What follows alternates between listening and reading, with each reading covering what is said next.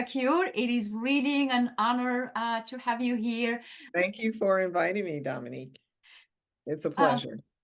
we have known each other for quite some years, but I'm not going to date myself. I have sent you several patients, particularly for things like leaky gut.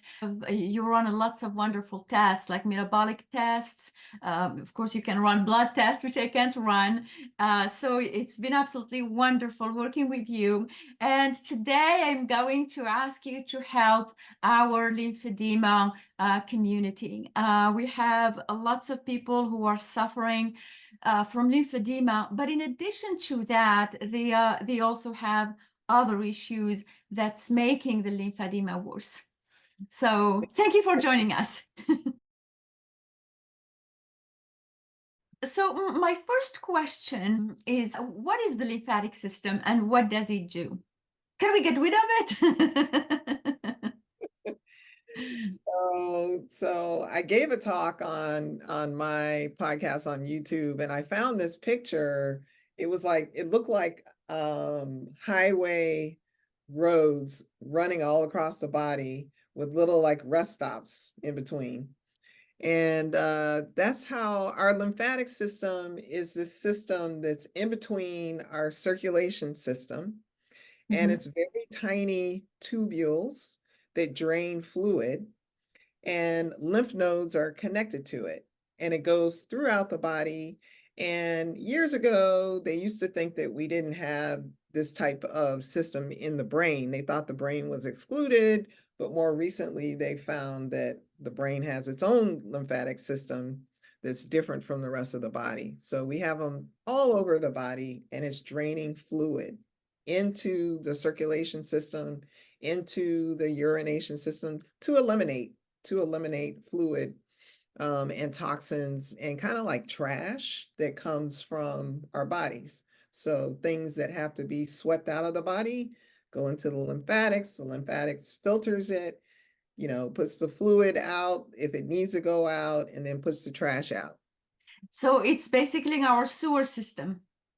Yes, yes, yes, it is. So when someone has lymphedema, obviously that function is compromised.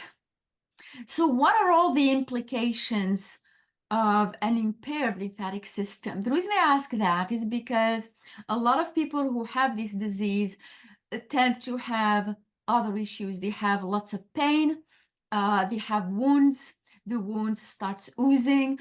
Some people have like craters in their legs, and it takes months and months to heal, even though they are antibiotics. Some of them are antibiotics for months.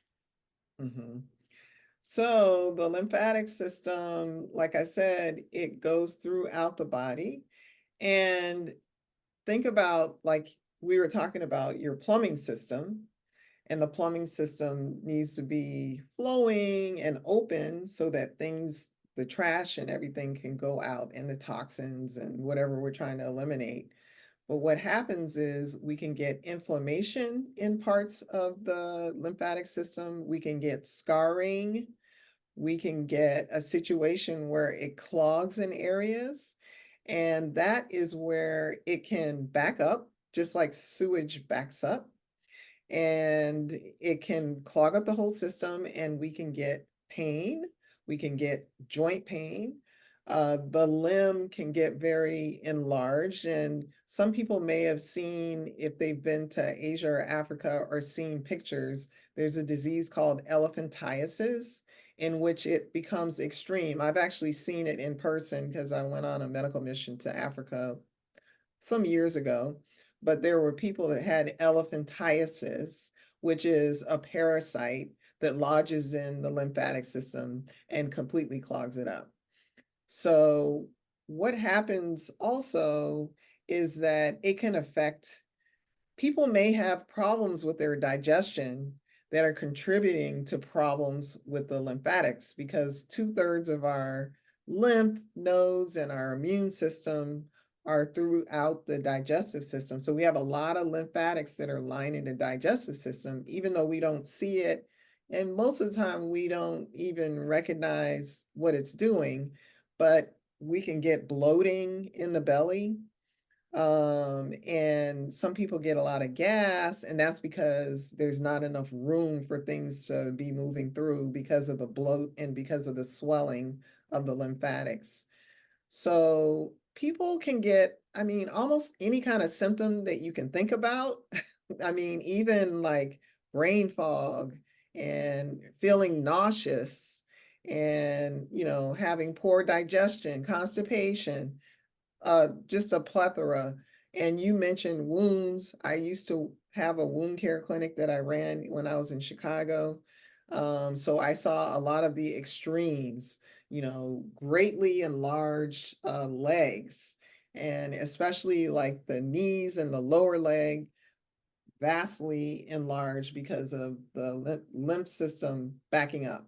And because of gravity from Yes, standing up. and like, I was already into functional medicine, and the nurses that I had working with me on my team knew that I was stressing, like, foremost, nutrition was very important because you can't heal the wounds if your blood sugar is running sky high. You can't heal the wounds if you're not getting enough protein. So that was one thing. But then when you have lymphedema, the lymphatics have water pressure. Like we were talking about the pipes in the house having, like being similar to the lymphatic system. And what happens is the pressure in the lymphatics gets to be higher, the water pressure is higher than the artery pressure. So at the wound can't get the blood supply because the water pressure in the tissue is higher than the blood pressure in the tissue.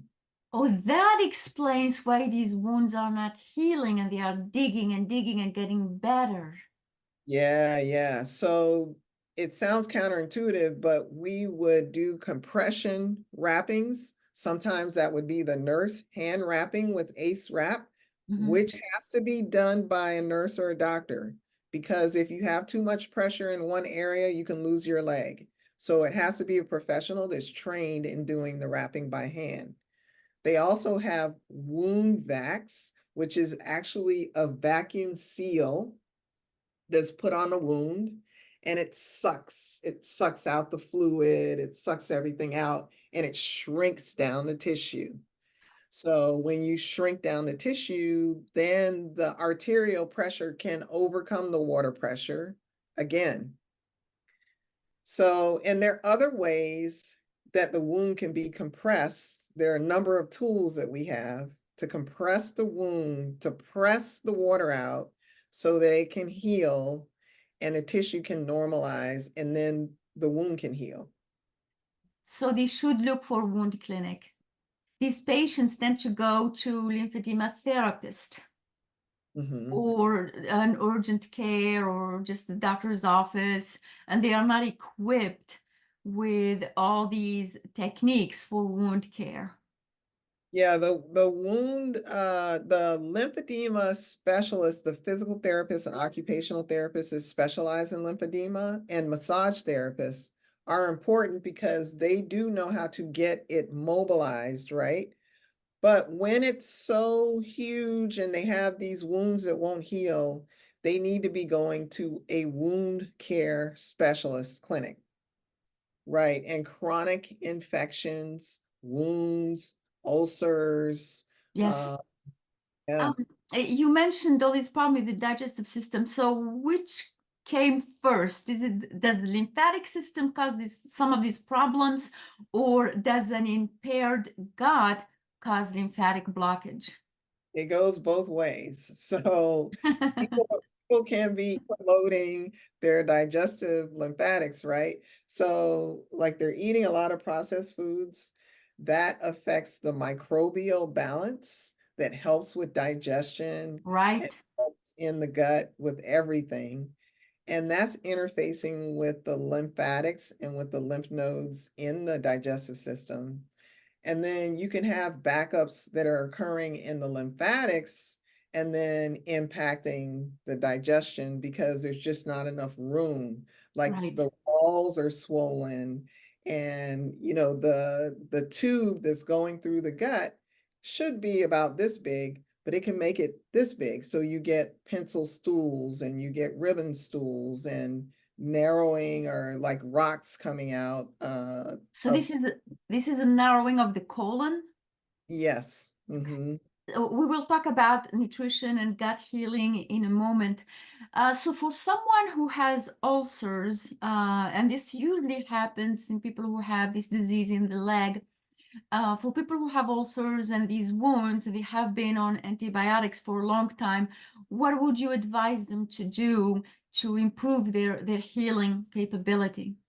So unfortunately, in conventional medicine, no one has spoken to the patient about their, Yes. except maybe if they were fortunate and had a great nurse, which sometimes happens, and the nurse will pull them to the side when the doctor's not in the room and kind of whisper to them to change their diet, and they'll tell them what to do, but the patient may not really pay attention because the doctor didn't say it. Yeah. But we really need to cut out the processed foods, cut out the sugar, cut out the saturated fat and the high fat. And many of the people have diabetes or insulin resistance or some type of metabolic disease that's, Mhm. interacting on the front there. Mhm. If someone doesn't have diabetes, but they happen to have high triglycerides, high cholesterol, doesn't that increase the inflammatory response? Yes, those high fats, all that fat can Mhm. clog the lymphatics. So the little tiny lymphatic vessels Mhm. are really only big enough and the fat molecules, when you have fat in the blood, they're really large molecules. So the little tubules are barely large enough for fats to pass through. And Ah, really not designed for these saturated cloggy fats like large high molecules. but omega-3s that are healthy fats, like that are fish oil, are anti-inflammatory, and they can actually help with healing the lymphatic system. Not excessive amounts, but a little bit of. And that's really important to notice is people, if you tell them omega-3s are good, they would go overboard and take too much omega-3. Then you have inflammation because it makes your cells limp. So Right. we have to be patients have to be very careful not ODing on omega-3. When you say saturated fat, would you include coconut oil there? I would include coconut oil and palm oil. And Of it's course, not that these are bad for everyone, but if you have problems with your lymphatics, it may cause some more clogging, and right. we are trying to get things flowing. Mhm. Would you say that a mostly plant-based diet would be more helpful? It would definitely be more helpful. Many patients that have problems with their lymphatics have either had cancer or they're going through a cancer situation, like Mhm. maybe they're post-cancer. And we know from studies that plant-based nutrition is best for all of these situations. Also, the amount of toxins that we have showing up in the animals and in the animal fat now, it's on a different Ah, level than it used to be. It's changed from even 10 years ago. So there's really a high level of toxins in the fat of the animals. And most people are not seeking the clean animals, like the grass-fed yes. beef, and they don't want to pay the price for the Mhm. higher quality. A lot of people we have in this community are low income or they are in situations where they can't afford care. So grass-fed animals are definitely out of reach. And we have also people who live in food deserts where Mhm. healthy food is really not available. Mhm. Having said that, for those who can, who are in a position to afford it, you would say move more towards a plant-based diet, which of course that doesn't mean potato chips. No, Although that's my favorite. That's a good food. Well, I would say, minimally or the least processed foods. Oh, that's another thing, because when we say plant-based, lots of people would go for these meat replacements, because you have vegan meat, you have vegan bacon. That is Mhm. not plant-based, that's processed food. When we talk about healthy proteins, we talk about, beans and lentils and nuts and things like that. I just want to make that clear, because I know many people who are on a plant-based diet, call themselves vegan, but they never eat a vegetable. Sorry, that doesn't count. Yeah, and they're going to the bakery every day or getting Yes, donuts and yes, they're justifying it, and that's not justified in what we're talking about. yeah, It's an exactly. inflammatory food, so I also call it anti-inflammatory, the nutrition. Yeah, Mhm, anti-inflammatory diet. mhm. And of course, drinking lots of water would help evacuate. Yes, and that helps to flush out the lymphatics. Right. Drinking adequate water is super important. Mhm. I really need to work on that. But one thing that I discovered is adding things like cucumber or lemon to water makes it more palatable. And recently I've been mixing regular water with San Pellegrino. We have this drink, water in France called Badois, where the bubbles Oh, are I've had it. very, Badois? Yeah. Very few people do. The bubbles are very tame. So I Mhm. recreate my own Badois. So if someone has problems drinking water, that could be helpful. That could be. Okay, so my next question about the lymphatic system, um, about the lymphedema, what would you say to someone who's been on antibiotics for many years? I know. Yeah, you and I both know that the antibiotics, even just one dose, is very destructive to the microbiome that we were speaking of earlier. Hmm. And because 70% of the immune system is interfacing the digestive system, and when I say immune system, I mean the lymph nodes and lymphatics are lining it, then the microbial balance in the digestive system is super important because they're basically up against each other. And when you take antibiotics, it kills off all the microbes, the good and the Right. bad. Yeah. And it can take, I mean, so far now, they've done studies and they know it's taking over 2 years to repopulate and to get those microbes back. But we think we're postulating that it takes even longer than that because we see people that when they were children, maybe they had a lot of tonsillitis and they took a lot of antibiotics. They have problems. They have digestive issues that still have not resolved as adults. Mhm. Is it possible they didn't get the right probiotics? No, it's so that's what we used to think. We used to think it was a deficiency of probiotics, but it's a combination of things. It's a whole like environment in there. Like if you Mhm. think of the forest, actually what's in here is similar to the microbes that are out in the forest. If you go walking Interesting. through the forest. Yeah, yeah. And we get the microbes in the gut by mostly breathing them in. So it's not a deficiency of probiotics, although we know that soil-based probiotics do help with repopulating the gut, but it's not a direct repopulation. What it is those microbes set up the environment so the microbes can come in and it'll be hospitable. So Um, when you talk about the environment, you're talking about the lining of the gut. yeah, and Although, the mucus layer. Mhm. right, if that environment isn't there, then the microbes can't colonize. Correct, Yeah, correct. even if you take probiotics, they go in and die. Lots of people who take antibiotics, they take probiotics afterwards, but they Mhm. never address the entire environment.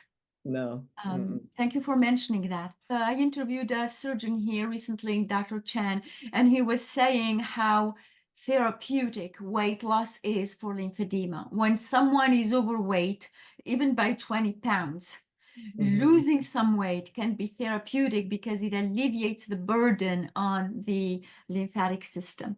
So, how do we go about losing weight? What advice would you give to someone who's overweight? Where do we start? So this is one of my kind of pet areas. I actually have a weight loss program, but we call it weight liberation. And weight liberation, we call it that because we're facilitating for the patients to lose fat. So you want to lose fat, you don't want to lose muscle.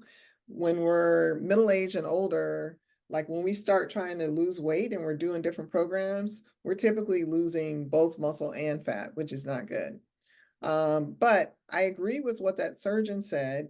And what's interesting is we were just talking about the microbiome and what they've discovered with a lot of the research on bypass surgery, the different modalities for weight loss are changing the microbiome.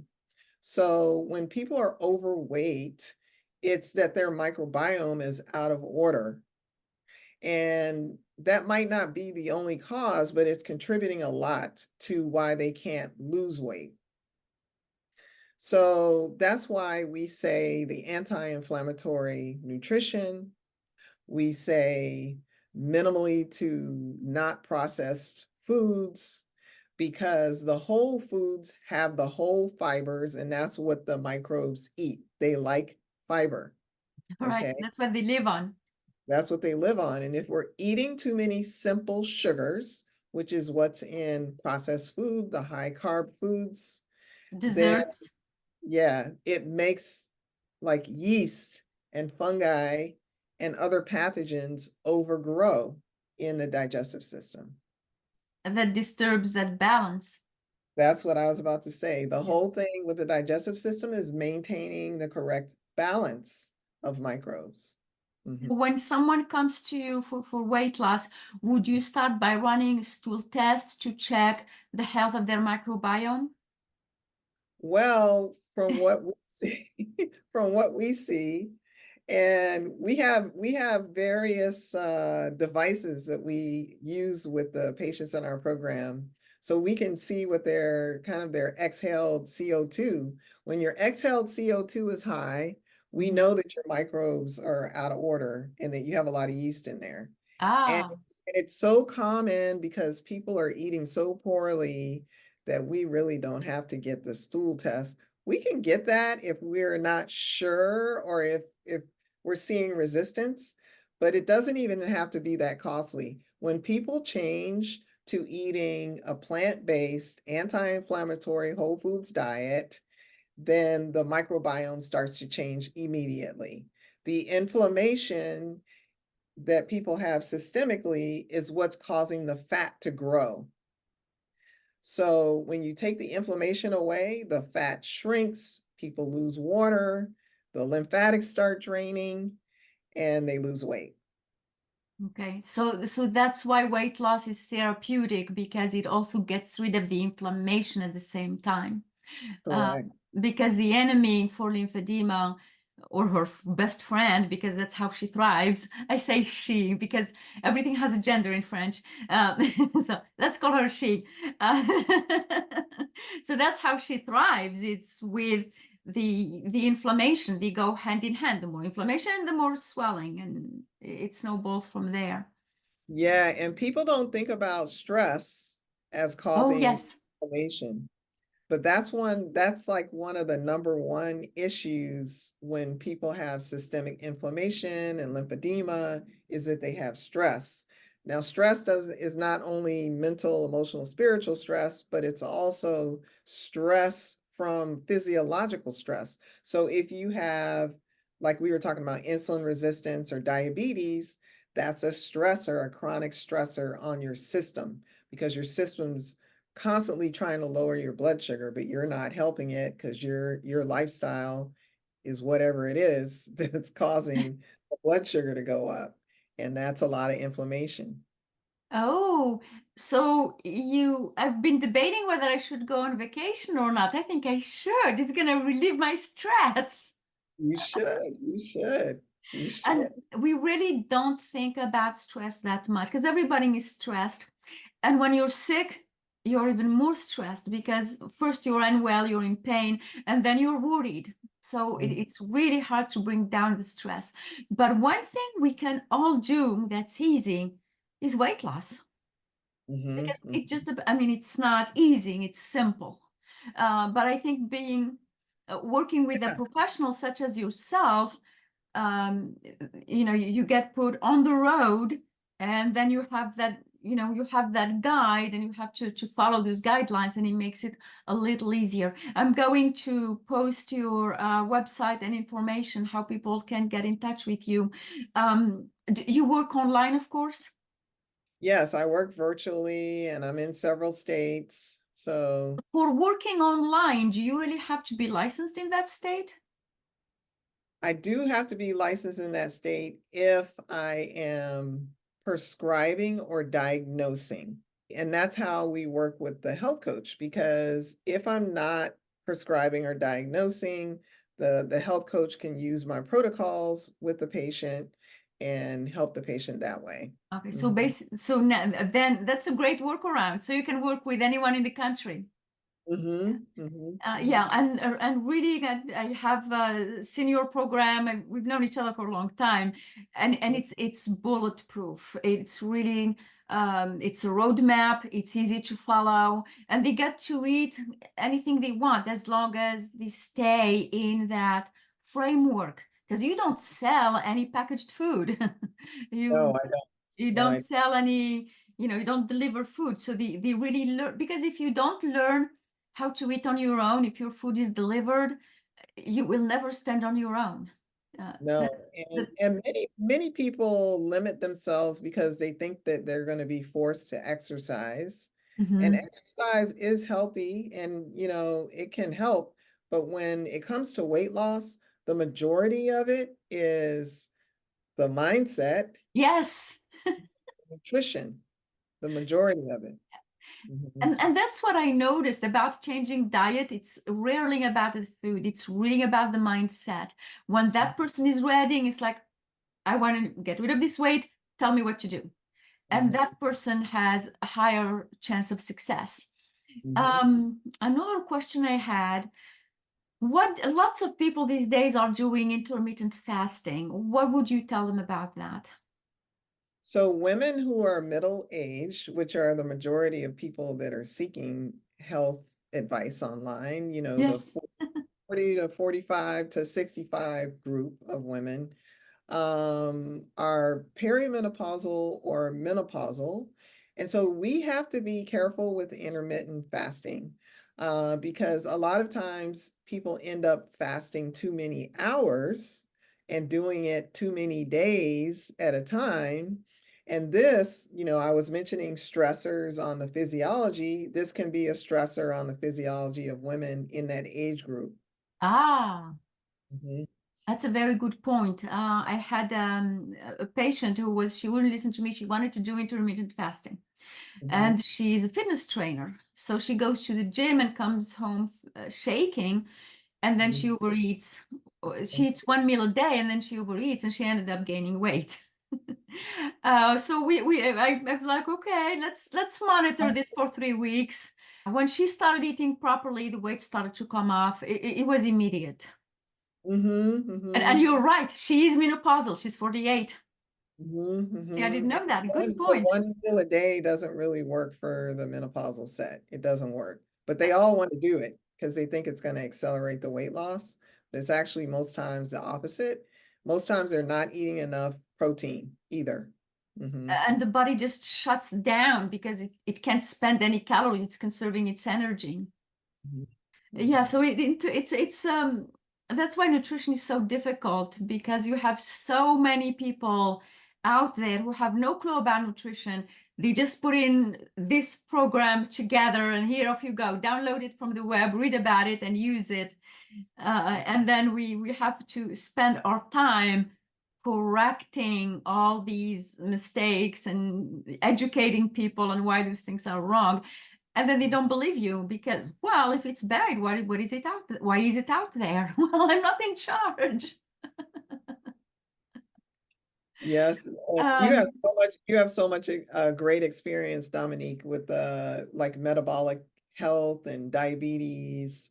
I've the majority of my patients, yeah, that's where they find me, because everyone who knocks at the door wants to lose weight. And I'm like, how about we, same with you, I'm sure. I'm like, well, you're a doctor. Actually, you get all kinds of cases. With me, it's always weight loss. I'm like, well, how about this problem and this problem? Um, how about fruit? Should people limit the type of fruit or the amount of fruit they eat? both.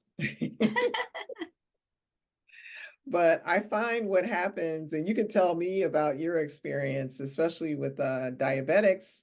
They tend to be sugar addicts, kind of in the closet. And Oh, Dr. Satcher, I am not in the closet. I am a full recognized sugar addict. If I was left to my own devices, it's all I would eat. Many people are the same.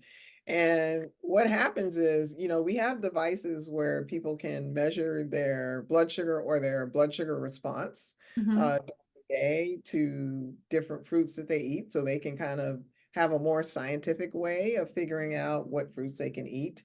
But in general, I advise people to stick to, if they can, the berries, if they're trying to lose weight, and the lower glycemic fruits, and to try to eat the fruits in the morning, or, early in the day. Fruits are digested easily. Um, but then when, the food combining can kind of complicate The the blood sugar equation. issue. Yeah, can kind Mhm. of complicate it. So, and it's different for everybody. So, but I find that a lot of diabetics, I'm able to get them off of sugar by saying, okay, we're not going to restrict fruit yet. Let's have you just get off the sugar first. And then they're eating a whole watermelon on a Saturday afternoon. Then Oh, yeah. say, yeah, then we have to Or say, or pound of grapes, because fruit is healthy. And yeah, and that's why I asked this question, because yeah, low sugar fruits like berries are the ones that are allowed when you're trying to lose weight. Mangoes, no. Watermelon is actually good because it has so much water, but not a whole watermelon. I read years ago that they told Elvis that grapefruit was good for weight loss, and he would eat a whole case of grapefruit. wow. So that doesn't work. Actually, no excess is good when it comes to health. Over exercising or running too much or overeating, even healthy food, it is not good. Do you know if there is any medication? I know there is some that are under development for lymphedema, but is there anything available on the market right now that could help alleviate these symptoms? So there's nothing that's on label per se for lymphedema, but doctors will use like diuretics and things like that to try to artificially get the flow going. But there are medications that are being looked at in research, that are off label. So what that means is the FDA approved them for other issues, and is what's happening is they're doing research to try to find out if they can get this other indication, or doctors have the power to write for a medication if they feel that it's necessary.